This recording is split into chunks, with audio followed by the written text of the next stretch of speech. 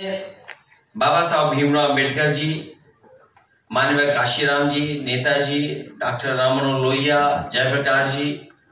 और लगातार जो संघर्ष का रास्ता है उसको अपना करके हमें सबको मिल करके जहां पीडीए को मजबूत करना है, वहीं सामाजिक न्याय के रास्ते को, सामाजिक न्याय की लड़ाई को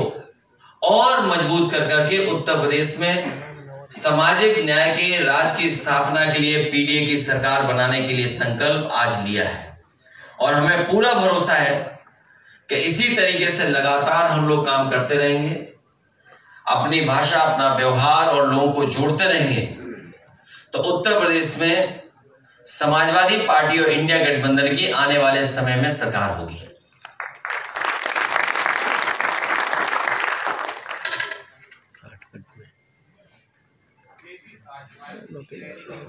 बहुत खुले हो गया।